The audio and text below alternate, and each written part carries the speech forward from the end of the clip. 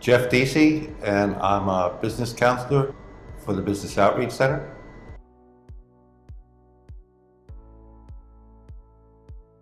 The Business Outreach Center is a community development organization. We serve micro enterprises, entrepreneurs, and small businesses throughout the metropolitan area and sometimes even in other states. We're working to strengthen businesses, to improve the economic conditions of the business owners, and hopefully to help them get into a position where they're hiring people and we're creating livable wage jobs with health care.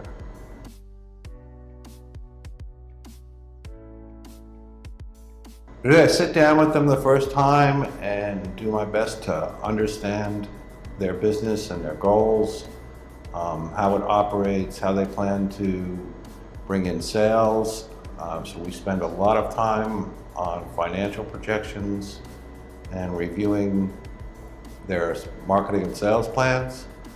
And if there's a need for financing, we start to put together all the things that we would need in order to request financing.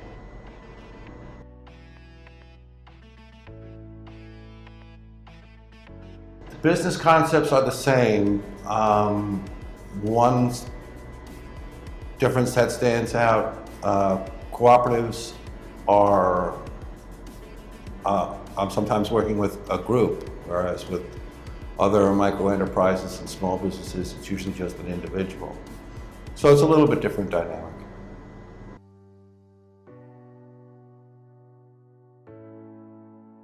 Because you have to reconcile the views of several people instead of just one person. So I wouldn't call it conflict resolution, but there is extra discussion.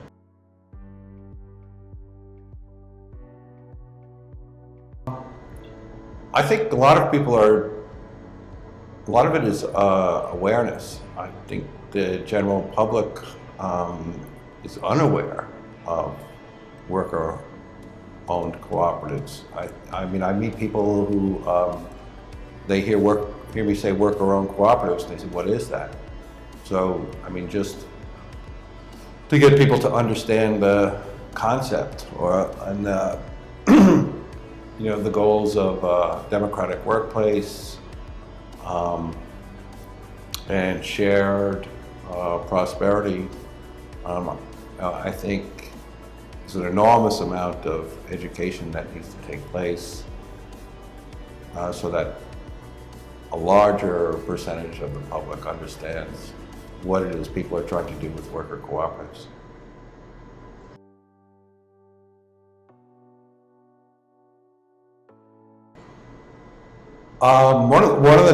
Another difference between working with cooperatives and working with other businesses is that there are resources for worker cooperatives that are not available to other small businesses. There's the working world offers financing that would not be available from any traditional lending source or even any alternative lending source that I'm aware of outside of social venture funds. There's legal services support from the Urban Justice Center that would not be available to a privately owned business. It would only a worker cooperative would get that very valuable assistance. And there's a community to support worker cooperatives. People who work for social justice and community development organizations. That is a pretty tight-knit group. They work together on policy issues, and they're all more than ready to work with worker cooperatives who want to develop as businesses.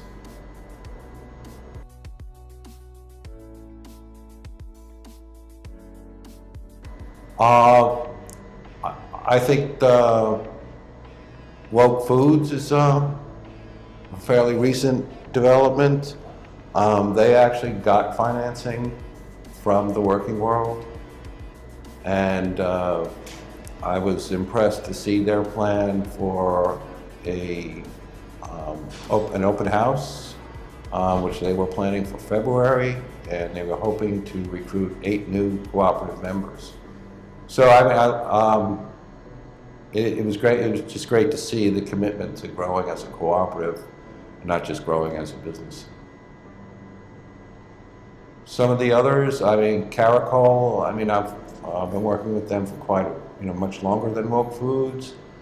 They've been around much longer than Woke Foods, and I met with them this week, and their client list is now up to 300. They have 8 members, I believe now, and 7 more working towards becoming members. So, and I worked with them on reorganizing how they operate financially. At the very beginning, they were really a group of interpreters, and what they did was they got together and they said, we're going to form this organization, eventually a cooperative, and so people will contribute 20% of their earnings to the cooperative. By that, some jobs are very lucrative, other jobs they want to take because they have a community purpose behind them. And so there were big disparities between what some members were earning and what other members were earning. And I think it's brilliant that they worked it out to where everybody gets the same hourly pay for interpretation services. And that took a lot of work to go through how much people earned to figure out what exactly the average amount earned was. So that was impressive. Still working with them. Let's see. I think those are the big highlights. I'm sure I'm forgetting people because I'm working with quite a few cooperatives. I think it's 9 right now.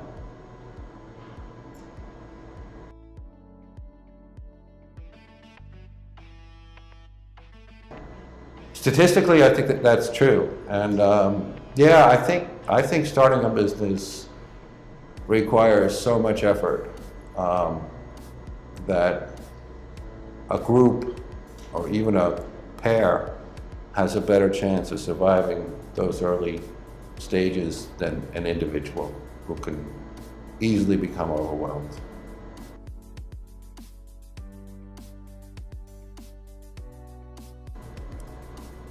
Because of my background, it would probably be business consulting, management consulting, preparing business plans. The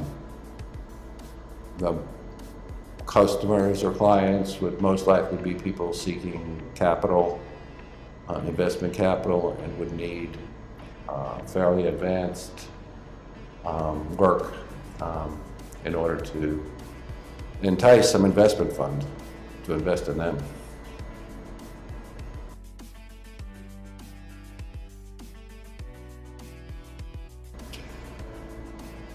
Okay, well, this is one of my something I repeat all the time about marketing and sales, that it never stops.